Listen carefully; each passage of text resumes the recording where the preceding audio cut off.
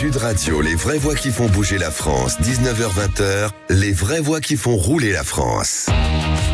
Bienvenue dans les vraies voix qui font rouler la France avec Philippe David. On est ensemble jusqu'à 20h, mon Philippe. Oui, et c'est toujours un plaisir de parler. C'est la dernière des vraies voix qui font rouler la France de la saison, d'ailleurs. Absolument. Et au sommaire de cette émission, la 90e édition du Mondial de l'Auto de Paris veut séduire peut-être les nouvelles générations. Ce nouveau Mondial de l'Auto retrouve donc de l'attractivité. Au total, une quarantaine de marques. Si l'on compte également les modèles utilitaires et sans permis, malgré quelques absences comme Toyota, Mercedes ou Nissan, le plateau s'annonce donc intéressant pour offrir une belle vitrine à la filière automobile. On en parlera dans un instant avec Serge Gachot, qui est directeur du Mondial de l'Automobile. Genhi, la start-up française, propose des solutions innovantes pour la production d'hydrogène vert avec un banc de test industriel qui permet une analyse complète et précise de la durée de vie des générateurs d'hydrogène et de leurs composants.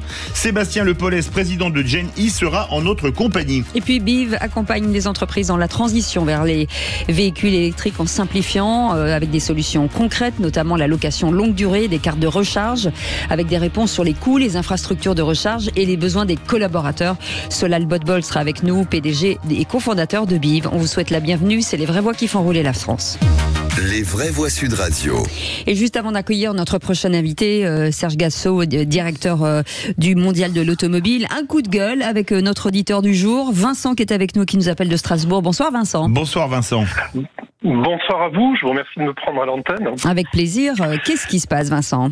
Alors, un grand coup de gueule. Mes parents sont tombés en panne avec leur Renault Espace il y a plus de 2 mois, fin avril, en Espagne, lors de leur congé. Et depuis, rien ne bouge. Alors, je synthétise très rapidement pour tout le monde. Ils tombent en panne. C'est un Renault Espace qui a 4 ans, qui a 100 000 km. C'est le même que la voiture que serait du président, d'ailleurs. Mmh. Voilà, c'est exactement la même. Donc, plutôt du haut de gamme. Ils tombent en panne. Ils sont remorqués chez Renault. Et depuis, ça fait bientôt 3 mois, aucune réparation n'a fonctionné. D'accord. Il y a eu un changement d'injecteur, changement de la déblue, changement, ils sont en train de faire changer maintenant la rampe d'injection. Enfin, mais là elle a été rapatriée en France, Vincent. Non, puisque l'assistance, elle est toujours chez Renault, donc dans un garage Renault, en Espagne, à côté de Barcelone. Et eux, ils ont été rapatriés en France, mais ils se retrouvent sans leur véhicule. Ils se retrouvent avec que leur petite voiture, puisque le Renault Espace, c'est leur grosse voiture qui était en boîte auto. Ma maman étant un petit peu handicapée, une boîte auto, c'est plus simple pour elle. Mmh. Et voilà, on est dans une situation où on a alerté Renault France, on a alerté Renault Espagne. Je dirais qu'ils répondent pas aux mails. En fait, techniquement, on a quelques communications au téléphone avec eux, mais absolument aucun écrit de leur part, ni aucun engagement, que ce soit vers le garage, que ce soit vers nous. Et donc, 3 mois bientôt, c'est pas de véhicule, et surtout, je rajoute, donc l'idée c'est de dire que globalement, quand on tombe en panne, c'est toujours embêtant. Quand c'est à l'étranger, c'est encore plus compliqué. Mmh. Et là, ils se retrouvent bloqués et on leur demande en plus de payer toutes les réparations qui n'ont pas fonctionné. Ah oui, très bien. Oui. Et vous êtes en lien avec Renault France Renault Espagne. Avec Renault France, oui. Renault Espagne, on a sollicité les deux. Et donc, c'est pas pris en charge aujourd'hui par Renault France. Alors, ce n'est pas pris en charge dans le sens réparation, mais parce que le véhicule n'est pas sous garantie. Mes parents veulent bien me payer la panne qui immobilise le véhicule, mais si pas qu'on leur change pièce par pièce. Voilà, quand on leur a changé 4 injecteurs. Un injecteur, ça vaut 800 €, donc 4 x 8, plus la même. Ah oui, ça fait beaucoup d'argent. Ça n'a pas fonctionné. Et ils ont dit, écoutez, moi, vous me trouvez la panne, je répare. Il y a une prise en charge, mais déjà, trouvez-moi la panne. Et surtout, le problème, c'est que on avance, c'est que ça bouge pas. Ah oui, et puis les vacances approchent. Donc c'est un grand coup de gueule. Un grand coup de gueule contre Renault. Bah ouais, parce que je profite de votre émission pour le faire, et je me dis que s'ils sont pas d'accord, je leur invite à faire un droit de réponse. Mmh. Oui, bien sûr, et on sera très content de les accueillir à l'antenne. Voilà, j'ai tous les éléments, je dirais, là on écrit, on se démène, c'est compliqué en plus à l'étranger. Et voilà, et puis maintenant on commence à leur dire il faut payer les réparations qui ont été faites, qui n'ont donné aucun résultat. Le véhicule est toujours en panne, avec la même panne. C'est peut-être juste un bête truc électronique, je ne maîtrise pas la partie, mais voilà. Bon, en tout cas, c'est très handicapant, et c'est vrai que c'est un petit peu le rôle aussi de Renault de s'occuper de ses clients. C'est ce qu'on appelle le service après-vente. Merci beaucoup en tout cas, Vincent. On vous souhaite bon courage, et puis tenez-nous au courant, bien entendu. On fait une petite pause, on reste ensemble jusqu'à 20h avec Philippe David, et dans un instant, le prochain Mondial de l'Automobile qui se tiendra du 14 au 20 octobre prochain, avec de belles surprises. À tout de suite. Sud Radio, les vraies voix qui font bouger la France, 19h-20h, les vraies voix qui font rouler la France. On vous souhaite la bienvenue avec Philippe David et on est ensemble jusqu'à 20h. Le prochain mondial de l'automobile se tiendra donc du 14 au 20 octobre au parc des expositions de la Porte de Versailles. Quelle est la place du mondial parmi les grands salons mondiaux comme Détroit, Tokyo ou Pékin? On va en parler avec Serge Gachot qui est avec nous. Bonsoir, merci d'être avec nous. Vous êtes le directeur du mondial de l'automobile. Cette édition annonce un vent nouveau quand même, puisque les éditions précédentes, entre le Covid et une année moins florissante que les autres, on se rend compte finalement, malgré tout ce que tout le monde peut dire, l'automobile est bien vivante. Oui, tout à fait. Oui, le mondial reprend des couleurs. Oui. Et avec une édition, une nouvelle édition qui effectivement doit envoyer aujourd'hui un message important et peut-être aussi à l'endroit d'une jeune génération. Oui, aussi. Alors d'abord, on a une quarantaine de marques déjà confirmées, donc ça c'est très important. On est en phase avec notre nom, notre ADN, ça s'appelle Mondial de l'Auto. Là, on a des marques automobiles de tous les pays, vraiment les nations automobiles, donc des voitures françaises, allemandes, italiennes, américaines, chinoises, coréennes, japonaises. Et puis avec 3 absentes quand même, Mercedes, Nissan et Toyota. Oui, et Hyundai aussi. Effectivement, oui, tout à fait. Oui. Tout à fait, en tant que constructeur. Oui. Voilà. Là, je vous parle de toutes les marques confirmées en tant que constructeur automobile. Après, on pourra toujours discuter avec les uns et les autres des groupes de distribution automobile, concessionnaires, voire faire venir aussi des voitures de sport de certaines marques. Alors, Paris, c'est un des plus grands salons mondiaux de l'automobile. Aujourd'hui, par rapport aux monstres que sont Tokyo, Détroit ou Pékin, où est-ce qu'il se situe? Et où est-ce qu'il se situe en Europe? Il est toujours numéro 1 en Europe, sachant que Genève, maintenant, c'est terminé. Oui, là, Genève, c'est... Oui, effectivement. Donc, on a 2 grands rendez-vous annuels. Le mondial de l'auto en octobre, les années paires, et le salon de Munich, qui s'appelle IAA Mobility, donc en septembre, les années impaires. Donc, ça fait un grand rendez-vous international automobile par an. Nous, on a un petit peu plus un positionnement B2C, grand public, fête de l'automobile. On est toujours un salon de l'auto. On aime l'automobile, la voiture, les Français aussi d'ailleurs. Munich a un positionnement un peu plus B2B tech, dans des halls d'exposition qui sont à peu près à 12 km du centre-ville. Et dans le centre-ville, il y a aussi une exposition de ces marques. Et ça, c'est ouvert au grand public. Alors je reviens sur la nouvelle génération, parce que vous faisiez partie de cette délégation de plus de 80 grands patrons de l'automobile, de la filière automobile à Pékin. C'était au mois de mars, si je me souviens bien. Au salon de Pékin, qu'est-ce qu'on a vu? Une génération finalement comme si on sortait d'un concert de la K-pop, c'est-à-dire qu'une jeune génération très connectée et en masse au salon de Pékin. Et donc, est-ce que ça veut dire qu'aujourd'hui, on peut exporter finalement cet engouement d'une nouvelle génération dans une nouvelle forme d'automobile avec des voitures peut-être moins polluantes et tout aussi attractives? Alors juste un petit mot, parce que la question d'avant était sur la taille. Bon, nous, on a eu 400 000 visiteurs la dernière fois. On sortait du Covid. Il y avait, je ne sais pas si vous vous souvenez, une pénurie de carburant, des grèves à Paris. Bon, voilà, on avait surtout le groupe Renault, quelques marques chinoises, des nouveaux constructeurs. Là, on attend au moins 500 000 visiteurs, donc sur les 6 journées publiques. Oui. Si on compare au nombre de jours avec Pékin, Shanghai, qui sont les 2 grands salons en Chine, on est à peu près dans le même ordre de grandeur. Donc ça, c'est important. Et du coup, plutôt le premier salon en Europe. Alors maintenant, oui, vous avez vu une offre absolument incroyable à Pékin. L'électrification, ils y vont, mais pas forcément avec la solution unique du véhicule électrique. Par exemple, BYD, qui est un constructeur très important en Chine, leader sur le marché, a vendu à peu près 3 millions de voitures. C'était 50-50, full électrique, donc électrique à batterie, et hybride rechargeable aussi. Beaucoup de jeunes, je crois que l'électrification, on y est. La connectivité à bord, c'est aussi très intéressant, à la fois dans les fonctionnalités, mais aussi le design, l'intégration des écrans, les fonctionnalités.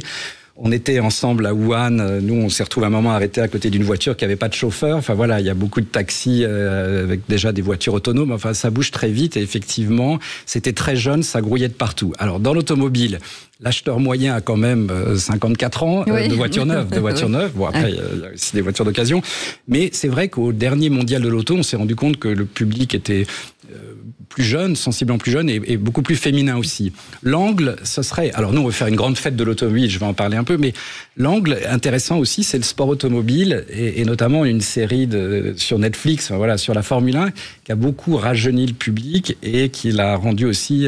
qui est remarquable d'ailleurs, extrêmement bien faite. Tout à fait, voilà, exactement. Je dis ça parce que vous allez organiser, vous avez un partenaire musical et vous allez organiser aussi, même au salon, des soirées DJ. Donc c'est bien pour aller chercher cette génération qui demain seront les clients de ces constructeurs. Exactement. Nous, on va prendre part effectivement à l'organisation d'une grande fête avec plein d'animations. Hopscotch, le groupe Hopscotch qui est actionnaire à 50% du Mondial Auto, une agence notamment événementielle. Donc on va prendre notre part clairement et c'est hyper important.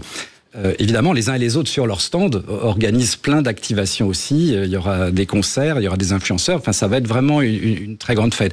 Ça, c'est hyper important de célébrer l'automobile, de célébrer la voiture. Ensuite, nous, le fond du fond, d'abord, c'est de convaincre les exposants d'arriver à fédérer. Ça, c'est le point numéro 1, le plus de marques possible. Maintenant, on s'attelle à faire venir des voitures qui font rêver et d'organiser cette fête. On a déjà commencé, bien sûr, mais de continuer à développer. Là, on a encore du temps pour ça. Ça veut dire qu'il y a encore des constructeurs qui pourraient... Alors, il y a des discussions. Alors, certains m'ont dit que c'était pas encore le moment opportun de communiquer. Donc, dans la liste que vous avez reçue, il y en a encore quelques-uns. Et puis, on est en discussion aussi. Maintenant, tout le monde est plus flexible, notamment des Chinois, des Américains. Enfin, c'est pas grave de décider plus tard. Moi, je me souviens quand j'étais de l'autre côté de la barrière, un an avant, tout était calé. Voilà, quand je travaillais chez Toyota et Lexus Europe. Bon, là, on a encore du temps. Donc, certaines marques, je peux pas encore annoncer. On est en discussion avec d'autres. Mais la fête, on va vraiment mettre le paquet. Et je pense qu'on va vraiment bien s'amuser. Ça va être... vous vous souvenez, il y avait Villebrequin. Là, on va faire des... il y aura des... Il y a 4 ans, il y avait eu une absent de marque, ça avait fait beaucoup jaser, c'était Citroën. Les Français vont être au rendez-vous cette année? Alors, c'était il y a 2 ans. Il y a 2 ans, pardon. Voilà. Alors, les Français, oui, et c'est vraiment super.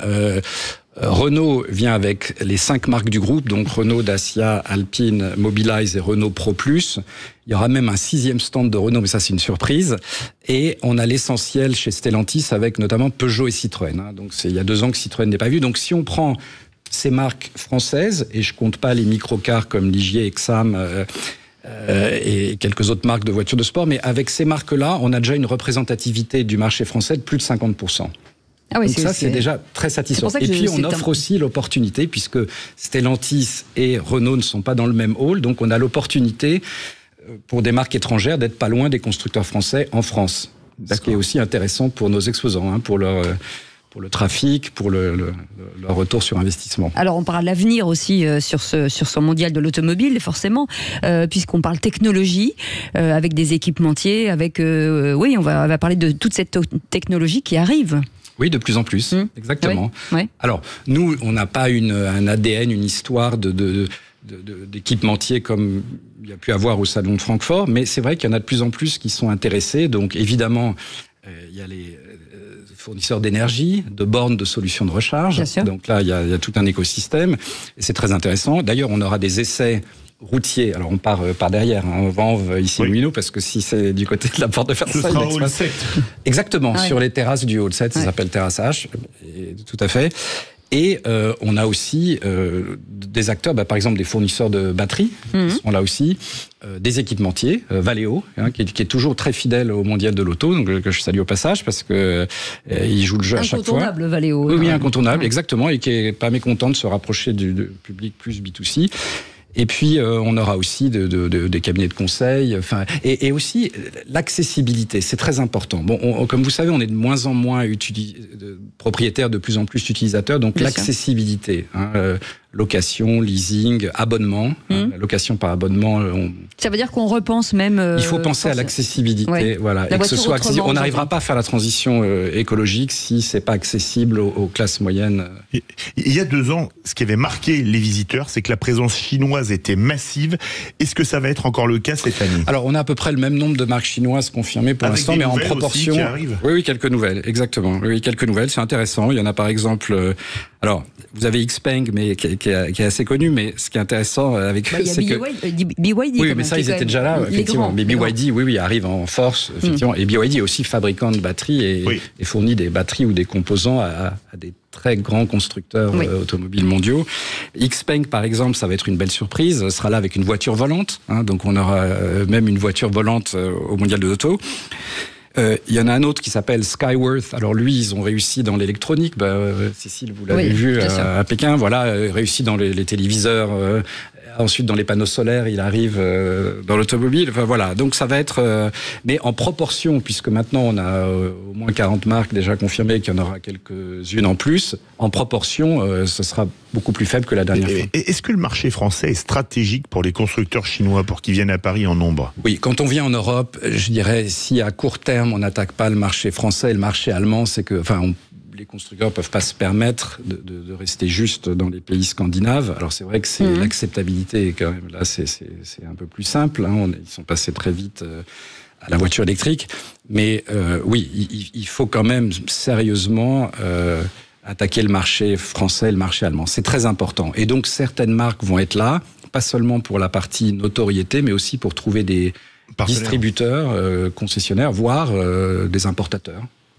Alors, est-ce qu'on ne peut pas aujourd'hui s'opposer aux voitures chinoises, hein, on l'a vu, il y a un déferlement de marques en plus qui naissent tous les jours en Chine et qui à un moment donné vont arriver chez nous. On se disait toujours, est-ce que c'est ce qui se disait à Pékin, est-ce qu'il faut finalement les freiner ou collaborer? Et aujourd'hui, je pense que tout le monde a tendance à dire que collaborer, ce serait plus intéressant en tout cas pour avancer. Bon, moi, il faut quand même que je reste dans mon rôle du directeur du Mondial Auto. Je ne sais pas si je peux commenter ça, mais en tout cas, bon, la conséquence, on a eu pas mal de marques chinoises en 2022. Voilà, mais c'est une conséquence quand même de décisions politiques. Je veux dire, on a dit, c'est la voiture électrique à batterie en 2035 comme solution unique. Les Chinois étaient très avancés. C'est compliqué pour eux, comme vous le savez, d'aller aux États-Unis. Donc, voilà. Bon. Le prix, aujourd'hui, vous parliez d'accessibilité. Aujourd'hui, aller dans un salon, est-ce que ça, c'est un sujet qu'on surveille aussi, le prix d'un salon, se dire que il faut que ce soit accessible. On parle aujourd'hui beaucoup de pouvoir d'achat. Effectivement, aller voir une voiture, est-ce que ce sont des sujets que vous évoquez Oui, alors tout à l'heure, je parlais de l'accessibilité pour être utilisateur d'une voiture. Bien sûr, c'est important. Et je dirais, par rapport à une place de cinéma, on est très raisonnable, mais encore une fois, comme je l'ai dit au début, c'est les exposants, ce qui est vraiment notre fil conducteur. Donc, le fait de payer un billet, hein, si je reprends le slogan de la campagne de Total, vous ne viendrez pas chez nous par hasard, effectivement, les gens ne sont pas là par hasard et potentiellement intéressés. C'est très important. La partie en centre-ville à Munich, hein, c'est magnifique, mais il n'y a pas de billetterie. Donc, on s'est un petit peu moins qualifié. Nous, on a fait des essais routiers en 2022. BYD en a fait, par exemple, plus de 2000. Il y avait 48% d'intentionnistes à moins d'un an. Évidemment, on récupère de la data. Voilà, je pense que le fait d'avoir payé le billet pour venir au Mondial et le fait d'avoir filtré qui montait dans la voiture, hein, c'est des essais très qualitatifs, fait qu'il y a des leads qualifiés pour BYD et il y en aura pour toutes les marques qui feront aussi des essais. C'est quand même important la billetterie, sinon on n'a que des curieux. C'est bien aussi, je veux dire, mais on peut pas... Voilà. C'est nos exposants. Si nos exposants sont satisfaits, et ils l'étaient en 2022, même s'il n'y avait pas énormément de marques, ils reviennent et c'est bon pour leur business. Il y a le ROI, l'impact média, hein, quantité et la tonalité, et la partie lead, vente, etc. C'est très important. On vient surtout pour acheter ou pour regarder? Les deux. Mais c'est vrai qu'on a l'offre quand même sur place, donc c'est très pratique. Alors la dernière fois, il y a des marques qui ont vendu même, par exemple sur le Crédit Agricole, il y a une marque chinoise qui avait une seule voiture et il y a eu beaucoup de commandes du modèle. On vient aussi pour regarder, pour rêver, pour s'amuser, pour passer un bon moment, pour faire la fête ensemble. Je pense que là, on a 70 000 mètres carrés de hall, 15 000 mètres carrés de surface extérieure. Et quelle proportion? Parce qu'on voit qu'aujourd'hui l'électrique stagne un petit peu. Est-ce qu'il y a quelle proportion d'électrique, d'hybride finalement, ou encore d'autres motorisations Oui, alors tous les constructeurs maintenant ont une offre de voitures électriques, mais pas que. Et nous, on n'est pas sectaire. Et puis même ceux qui veulent venir avec des motos ou des scooters électriques ou pas sont les bienvenus. Enfin, BMW par exemple va venir avec voilà. Et il y a encore du thermique aussi. Oui, tout à fait. Maintenant, à part les hypercars, les voitures de sport, etc. Voilà, tout le monde a des modèles électriques dans l'offre, même si les ventes, comme vous dites, Enfin, je veux dire. Toyota, que je connais bien, j'y ai travaillé pendant 16 ans, voilà, est numéro 1 mondial de très loin, sans vendre beaucoup de voitures électriques aujourd'hui. Ouais. Donc, mais ça évolue, hein, ils s'y mettent sérieusement et on y va. En tout cas, c'est entre le 14 et le 20 octobre prochain. On peut réserver ses billets avant ? Oui, dès maintenant. Dès maintenant. Ben voilà, il y a 2 soirs de nocturne. Il y a 2 soirs de nocturne, voilà, le vendredi et le samedi. Exactement. Et puis, en plus de la journée presse plus B2B de 14 octobre. Auquel j'espère nous serons invités. Non, mais je plaisante. Le mondial de l'automobile, donc je le disais, du 14 au 20 août prochain, au parc des expositions à la porte de Versailles, et vous devriez y aller parce que je pense que la fête sera au rendez-vous. Merci beaucoup Serge Gachot d'avoir été avec nous, directeur du mondial de l'automobile. Merci de votre accueil. Mais vous restez avec nous, hein, vous bougez pas. Dans un instant, une start-up GenE française, une start-up française qui propose des solutions innovantes pour la production d'hydrogène. Et Sébastien Le Polès est avec nous, on en parlera dans quelques instants. À tout de suite. L'énergie est notre avenir, économisons-la. Sud Radio, les vraies voix qui font bouger la France, 19h-20h, les vraies voix qui font rouler la France. Retour des vraies voix qui font rouler la France avec Cécile de Ménibus après Serge Gachot, directeur du mondial de l'automobile. On reçoit Sébastien Le Polès, président de GenE. Bonsoir. Bonsoir. Alors vous, GenE, vous faites de l'hydrogène, mais la première actu, c'était les journées hydrogène à Dijon qui se sont terminées là il y a quelques minutes. Ça avait commencé mercredi, elles se sont terminées. Comment elles se sont passées ? C'est un salon B2B, donc c'est vrai qu'il y avait pas mal de contacts. On voit la vraie volonté. Professionnels, entre professionnels, B2B, donc business to business, effectivement. Donc entre professionnels. Donc on peut voir effectivement la volonté d'une région de pousser l'hydrogène, donc comme la Bourgogne-Franche-Comté qui accueille beaucoup aujourd'hui de sociétés dans la fabrication d'hydrogène d'une manière assez large. Et on a pu voir effectivement des contacts, des gens qui sont motivés, des passages de la BPI pour soutenir les projets. Également. On a l'impression que ça s'accélère quand même l'hydrogène. Il y a une vraie volonté du gouvernement. On voit France 2030 et les milliards d'euros qui sont mis sur la table pour pouvoir faire une transition vers l'électrique, effectivement, est une solution. L'hydrogène est une autre solution. On ne peut pas tout miser sur l'électrique. Donc, des options comme l'hydrogène peuvent être intéressantes sur le futur. Et on voit effectivement une vraie motivation et du gouvernement et des régions pour accueillir des nouveaux projets. Alors, du côté client, c'est toujours un peu flou aujourd'hui de se dire hydrogène vert. C'est quoi ? Réexpliquez-nous un petit peu, parce que c'est vrai que pour le client final, c'est encore un petit peu loin. Il y a très peu de gens, tout le monde en parle, mais forcément, comme on ne l'a pas encore dans nos voitures, on a envie en tout cas pas sur toutes les voitures, on a envie de comprendre. Alors déjà, l'hydrogène, aujourd'hui, il est fabriqué à 99,9% pour l'industrie. Voilà, ça déjà c'est un fait. Donc effectivement, la volonté du pouvoir public aujourd'hui, c'est de le pousser pour la mobilité d'une manière générale, donc poids lourds et véhicules de tourisme, avec différents types d'hydrogène. L'hydrogène vert, c'est un hydrogène qui va être fabriqué à partir d'eau. Donc on fait une électrolyse de l'eau et avec lequel on va avoir une électricité qui va être renouvelable.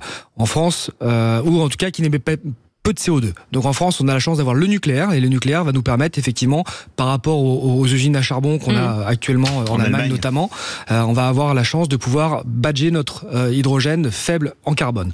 Attelé à des panneaux solaires et à des systèmes éoliens, on a aujourd'hui le meilleur mixte en France pour pouvoir être un des leaders dans l'hydrogène.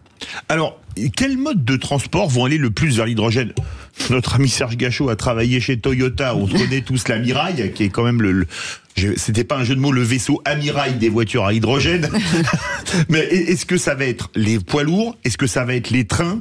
Qu'est-ce que ça va être ? Alors on va en revenir après, mais le premier Airbus à hydrogène est prévu pour voler en 2035, l'année de la fin des voitures thermiques, ça tombe bien. C'est très court.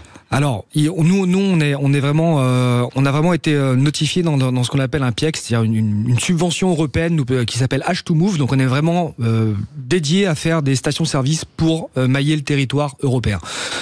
Donc, les prédictions aujourd'hui, alors ça reste des prédictions, on verra comment ça va évoluer, mais ceux qui sont plus en avance, comme ils l'ont toujours été, ce sont les transports routiers, le poids lourd, et donc c'est ces camions qui seront à mon avis, on verra après de quoi demain sera fait, mais à mon avis les premiers sur les routes, de par leur simplicité à être transformés et de par l'investissement qui est fait par les fabricants de camions sur ce type de motorisation. Les projections justement pour ces stations entre guillemets en France, c'est combien et sur quelle temporalité? Alors nous, notre usine qu'on construit actuellement à Belfort, exactement à Allenjoie, à côté de Montbéliard, aujourd'hui, donc c'est dans le Doubs, on est vraiment sur jusqu'à 300 stations par an. On va pouvoir fabriquer jusqu'à 300 stations par an. Donc après, effectivement, c'est les commandes des pétroliers et les commandes des régions qui vont faire la différence. Mais c'est comme toujours, c'est l'histoire du chien qui se mord la queue. C'est-à-dire, faut un réseau pour avoir des véhicules, faut un réseau. Donc, effectivement, faut bien commencer par quelque chose. Oui, donc effectivement, le gouvernement. La quadrature du cercle. Ouais, c'est tout à fait ça. Donc le gouvernement investit aujourd'hui des centaines de millions d'euros dans tous les projets, des milliards d'euros même dans plusieurs projets. Le nôtre en fait partie. Aujourd'hui, on a été notifié par l'Europe il y a quelques semaines pour justement avoir une subvention d'environ 100 millions d'euros. On attend maintenant l'accord définitif du gouvernement. Et un de mes proches collaborateurs a rencontré Monsieur Attal qui a validé le fait qu'il allait signer le document avant la modification potentiel du gouvernement, donc on va voir si ça sera fait ou pas. C'est vrai que la situation n'est pas très heureuse. Et la situation, on peut effectivement faire glisser un peu le projet. Oui, voilà. C'est ça. Donc on espère on espère être au rendez-vous, on espère que les politiques iront au bout de cette partie. Et à l'heure où on veut relancer le ferroviaire et où on veut plus de locomotives diesel et que électrifier une ligne, ça coûte des millions et des millions d'euros, le train à hydrogène, ça en est où? Parce que je crois que Alstom et Siemens pouvaient faire des trains à hydrogène. Alors il y a un premier train à hydrogène qui a été lancé en Allemagne il y a peu de temps. Absolument. Effectivement, qui a été tout à fait, qui a été un succès. Après, c'est comme tout, c'est une histoire de coûts et d'amortissement. Aujourd'hui, c'est un prototype qui coûte extrêmement cher, donc on a besoin de faire du volume et d'être soutenu pour pouvoir faire des locomotives qui soient un peu moins coûteuses parce que les modifications sont relativement onéreuses. Mais avec le temps, c'est comme tout, il va y avoir des volumes et ça va descendre en coût de production, permettant d'être beaucoup plus accessible pour les industriels. Il y a des régions aujourd'hui qui sont plus enclines à développer l'hydrogène, comme la Normandie par exemple. Est-ce que sur différents territoires, vous sentez quand même qu'il y a une émulation? Alors certains sont très électriques, certains sont hydrogène, mais on n'a pas l'impression que tout le monde soit au même niveau ou à la même vitesse. Il y a une attractivité de l'hydrogène aujourd'hui et toutes les régions essayent de capter, parce que c'est de l'emploi, c'est de la nouvelle technologie, c'est une vraie valeur ajoutée au territoire. On voit qu'il y a certains territoires qui tirent leur épingle un peu plus du jeu que d'autres, notamment la Bourgogne-Franche-Comté. Je vais être tout à fait honnête, ils nous ont vraiment accueillis, ils sont venus nous chercher, ils nous ont aidés. Ils ont financé un bâtiment sur lequel on va se porter locataire via la société d'économie mixte. Donc ils sont vraiment là pour nous aider et pousser aujourd'hui le fait de développer et de l'emploi, parce que c'est environ 200 à 300 emplois sur un avenir proche. Donc on est vraiment sur des sujets... Que là, il va falloir former, j'imagine ? Qu'il va falloir former, alors que plutôt, normalement, dans cette région, l'emploi descend, parce que notamment... Certains constructeurs sont plutôt en train de sortir de ces régions et ont une vision beaucoup plus mondiale. Bon, ils ont toujours ce chaud. Ils sont toujours ce chaud, mais nous, c'est un avantage pour nous, parce qu'on récupère des talents, on récupère des sous-traitants qui sont vraiment très expérimentés. Oui, c'est une terre de voitures, voilà, c'est des gens, il y a une vraie valeur industrielle dans ces régions. Alors, il y a une chose, on a parlé, on en a glissé un mot, a priori, l'avion à hydrogène, le premier Airbus, c'est pour 2035. Vous avez des infos à nous donner, ça serait extraordinaire, l'avion à hydrogène, mais a priori, ils existent entre deux technologies. Alors effectivement, les deux à hydrogène, mais deux technologies différentes. Deux technologies qui sont côte à côte. Celle à pile et celle. Il y a celle à pile, celle qui est en motorisation, et puis il y a une troisième aussi également qui est le SAF, qui est le Sustainable Aircraft Fuel, c'est-à-dire le carburant durable pour avion, qui serait sans doute un peu plus simple à exploiter. Puisqu'il est effectivement liquide. Et on peut l'utiliser sur des réacteurs existants. Exactement, il y a beaucoup moins de modifications. C'est une source qui est très intéressante parce que vous captez le CO2 et avec de l'hydrogène et un catalyseur, aujourd'hui on enterre le CO2. Si on ne sait pas quoi en faire, alors on le trouve dans nos bouteilles de coca. Donc ce qui est très intéressant aujourd'hui, c'est de capter ce CO2 avec un catalyseur, de l'hydrogène et d'en faire du SAF. Donc effectivement, il y a un intérêt aujourd'hui sur ce type de carburant. Je mise plutôt là-dessus pour des questions de sécurité et des questions de stockage. Et les projections sur l'hydrogène, c'est quoi? De se dire que les camions, peut-être les voitures, les objectifs, c'est quoi? Les objectifs sont quand même à notre niveau, parce que moi, c'est vraiment des objectifs qu'on tient au quotidien. Avec là, vos 300 recharges déjà, c'est pour quand ? On a une montée progressive de la production qui est prévue. On espère faire une centaine de stations-service en 2025-2026, et ensuite monter progressivement en fonction du marché. J'ai pas de boule de cristal, mais nos objectifs, c'est effectivement d'être en 2028-2030, d'être au maximum de la production. Et vous travaillez avec, pardon Philippe, vous travaillez avec des marques, que ce soit des marques de camions ou des marques d'automobiles, justement pour réfléchir à ce maillage ? Alors les premiers clients aujourd'hui sont des clients privés. Étonnamment, les constructeurs, eux, ne vont pas investir dans les stations. C'est comme si Renault achetait un réseau de stations-service. Peut-être pas investir, mais créer des partenariats. Effectivement. Oui. Après, nous, on va délivrer une molle d'hydrogène, donc peu importe pour le constructeur, j'ai envie de dire, qui la fabrique. Le plus important, c'est d'avoir un maillage local et quelque chose qui permette d'avoir des points de stations-service assez proches pour pouvoir faire un maillage assez fin. Une dernière question pour une réponse courte. 2030, minimum 2 gigafactories d'hydrogène en France. La première à côté de Montbéliard. Il y en a d'autres peut-être en projet, ça avance bien ? La première, effectivement, on est déjà pas loin d'être deux à Montbéliard, parce qu'il y a McPhy qui est déjà installé dans le coin, et nous on va faire également la deuxième à Montbéliard, parce qu'il y en a une qui sera à Belfort et l'autre à Montbéliard, donc on est déjà deux sur le secteur, effectivement. En tout cas, c'est l'avenir, l'hydrogène, en tout cas parmi toutes les motorisations et tous les carburants, je veux dire, alternatifs. Merci beaucoup Sébastien Le Pollès d'avoir été avec nous, président de GenI, et bien sûr vous viendrez nous en reparler lorsque vous aurez construit cette première. Vous serez invité à l'inauguration avec grand plaisir, j'espère. Et ben voilà, c'est super. Parfait. Et comme ça, on ira voir un match de foot, Philippe. Oui, et puis on dégustera de la saucisse de Montbéliard. C'est excellent, avec de la cancoyote et des frites, c'est parfait. Il n'a pas parlé de nourriture depuis une demi-heure, mais que se passe-t-il ? Dans un instant, une autre belle start-up, ça s'appelle BIV, qui accompagne les entreprises dans la transition vers les véhicules électriques, et son fondateur sera avec nous, PDG et cofondateur Solal Botbol sera avec nous dans quelques instants. À tout de suite. Roulez la France. Et avec Philippe David, on est ensemble jusqu'à 20h. On vous parle bien sûr d'automobile et puis de belles entreprises, des startups. BIV, une entreprise française fondée il n'y a pas très longtemps, qui a 4 ans, spécialisée dans la vente de véhicules électriques et d'installation de bornes de recharge pour accompagner les entreprises. Et son président, directeur général et cofondateur est avec nous. Solal Botbol, merci d'être avec nous. Vous, c'est toujours très difficile pour les entreprises finalement de cette transition et de se dire qu'on a une flotte et il faut transformer cette flotte, et on se dit toujours mais par quoi on va commencer ? Est-ce qu'on va commencer par écouter nos salariés en se disant mais qu'est-ce qu'ils veulent ? Voilà, et en fait il faut quelqu'un qui organise ça, et c'est ce que vous faites, je crois. Oui, exactement. Alors, passer, c'est vrai, du véhicule thermique à l'électrique, c'est des changements de repères, parce qu'il ne s'agit pas seulement de changer de motorisation, c'est on passe un véhicule qui est automatique, qui doit être rechargé. Du coup, on n'a pas les mêmes repères en termes d'entretien, de recharge du véhicule. Et même de gestion du véhicule. De gestion du véhicule, exactement. Donc, il y a beaucoup de problématiques qui se posent, et pour une entreprise, il va y avoir des surcoûts supplémentaires avec la fiscalité, le coût de détention du véhicule à l'acquisition, mais également dans le temps. Et de l'autre, une approche RSE aussi qu'il faut y avoir pour certaines entreprises. Donc, comment maîtriser tous ces éléments-là, les racoler les uns les autres, et ensuite prendre les bonnes décisions par opérationnellement, quels sont les véhicules thermiques que je remplace par des véhicules électriques ou électrifiés ? Quelle est l'infrastructure de recharge également que je mets en place ? Parce que 90% des recharges d'un véhicule électrique se font au quotidien, soit sur le lieu de l'entreprise, soit à son propre domicile. Donc, toutes ces questions-là, elles ont besoin d'être posées par les entreprises, et d'avoir un accompagnement pour pouvoir prendre les bonnes décisions. Et donc, vous arrivez dans une entreprise. Alors, d'abord, est-ce que ça se fait par étapes, ou alors c'est un changement pour certains du tout au tout ? Mais d'abord, c'est un état des lieux, j'imagine. Oui, ça passe d'abord par un premier état des lieux qui fait un office d'audit. Donc, en général, on mesure ce que l'on appelle le coût de détention total de la flotte de l'entreprise, d'identifier quels sont les usages des véhicules et pour quels besoins, et ensuite d'essayer de déployer des solutions qui sont en adéquation avec le budget de l'entreprise, leur stratégie en interne d'électrification, et également leur calendrier, exactement aussi. Les conditions du marché changent souvent. Comment faire le bon choix lorsqu'on achète ou qu'on prend en longue durée un véhicule électrique ?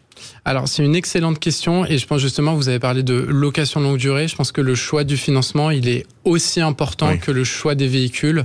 On voit d'ailleurs les constructeurs automobiles aujourd'hui qui communiquent davantage d'ailleurs sur des prix de loyer plutôt que des prix d'acquisition. Ça vous coûte de temps par mois. Exactement, parce qu'aujourd'hui, quand on achète un véhicule, il faut penser aussi au fait de combien est-ce que je vais le revendre. Et sur le véhicule électrique, parce que c'est un marché qui est en pleine innovation, qui évolue très rapidement en termes de technologie, c'est parfois assez difficile d'appréhender la valeur de revente que peut avoir son véhicule dans le futur. Donc le meilleur moyen de pallier à ce risque, notamment quand on est une entreprise et qu'on détient une multitude de véhicules, c'est de décider de les louer. Et quels sont les freins aujourd'hui pour une entreprise de passer finalement à l'électrique ? Alors, le premier frein, et ça peut vous surprendre, je pense que c'est la peur parfois. Justement de se dire qu'il y a beaucoup de questions à se poser et ne pas savoir par quel bout prendre le problème en fait. Ouais, exactement. Le deuxième sujet, parfois, ça va être est-ce que mes collaborateurs sont électrocompatibles ou non ? C'est-à-dire que est-ce qu'un véhicule électrique peut répondre aux besoins de l'utilisateur final ? Est-ce que l'autonomie, c'est pas aussi un frein ? Parce que quand on est commercial, pas en Ile-de-France, mais en province, qu'on part de Toulouse le matin, parce qu'on a rendez-vous à 8h30 du matin à Bordeaux, là, ça pose aussi question. Alors ça pose question. Et je vous dis même pas dans le Cantal en hiver, parce que là, la batterie, elle se vide beaucoup plus vite. Il va chercher les pires. Il va chercher les pires. Oui, exactement, c'est ce que j'allais dire. Alors c'est que là, du coup, on a cité les exceptions et pas les tendances globales. Non, encore une fois, justement, il y a une question d'électrocompatibilité. Aujourd'hui, si on prend du recul, il y a 38 millions de véhicules en circulation en France. Il y a 2% du parc automobile français qui est électrique. Alors, je pense qu'il y a quand même beaucoup de Français et d'utilisateurs et de collaborateurs qui sont compatibles pour aller vers l'électrique. Et je pense que c'est d'ailleurs la raison pour laquelle il y a cette date qui est fixée à 2035. Il y a un frein aussi, c'est le prix, forcément. Le prix des voitures électriques qui est peut-être parfois supérieur à une voiture thermique de même capacité.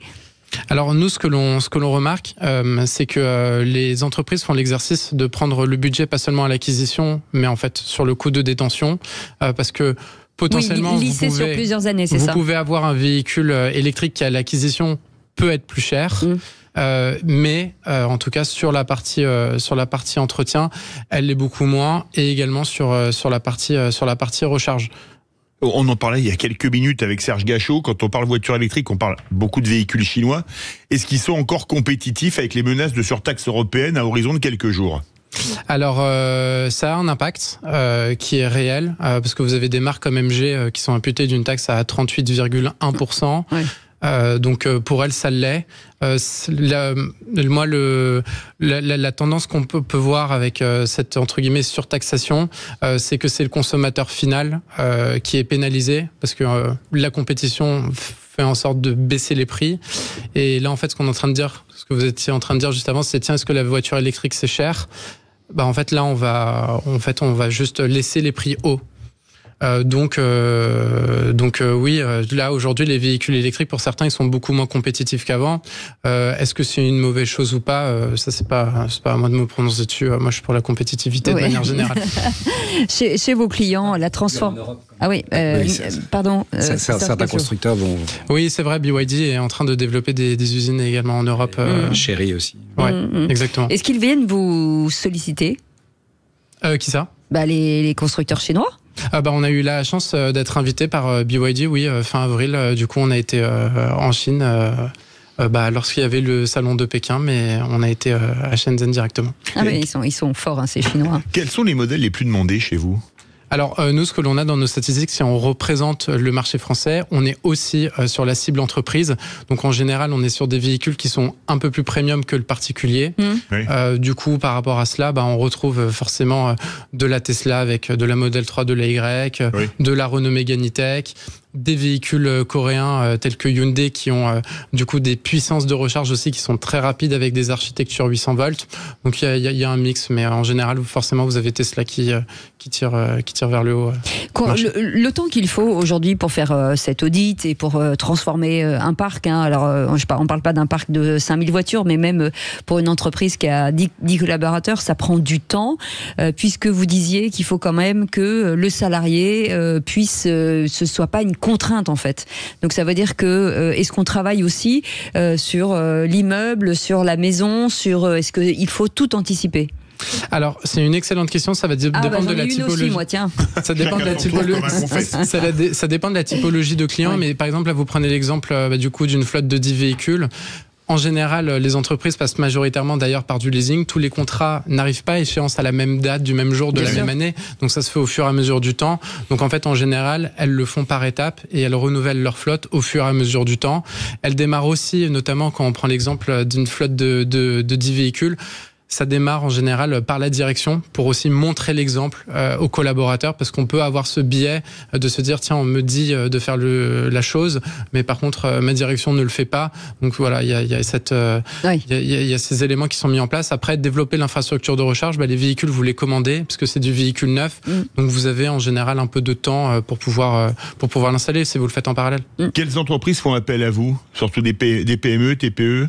Alors nous, oui, là on apporte beaucoup de valeur, c'est sur la TPE-PME, donc vraiment on fait de 1 véhicule jusqu'à des tailles de flotte de 150 véhicules environ, qui ont parfois pas la taille critique pour avoir un gestionnaire de flotte en interne, parce que le ROI, le retour sur investissement n'est pas là pour avoir quelqu'un d'internalisé, et donc malgré tout, il y a quand même le besoin de maîtriser tous les aspects de l'électrification de sa flotte à tous les niveaux. Et peut-être que vous mettrez des recharges GenI hydrogène, bien sûr, chez vos futurs clients. En tout cas, on va remercier tous nos invités de ce soir. Merci beaucoup Serge Gachot d'avoir été avec nous, directeur du Mondial de l'Automobile. Je vous rappelle que ce Mondial de l'Automobile aura lieu entre le 14 et le 20 octobre prochain. C'est au Parc des Expositions de la Porte de Versailles et vous pourrez nous y retrouver, bien entendu. Merci beaucoup Sébastien Le Pollès, le président de GenI. Merci beaucoup Solal Botbol, président et cofondateur de cette belle start-up. Ça s'appelle BIV avec 2 E. Si vous êtes un entrepreneur, voilà, vous savez que vous pouvez les contacter. Et nous, on se retrouve demain, Philippe. Demain, 17h, Cécile, à 20h02, l'essentiel de Sud Radio. Ce sera juste après le flash de Florian Pierrat. Mais tout de suite, Sud Radio à votre service. Et merci à notre équipe, merci à Maxime, merci à Aude et merci Félix et Eve. Passez une très belle soirée. Et pour les vrais voix, on se retrouve demain à 17h. Salut.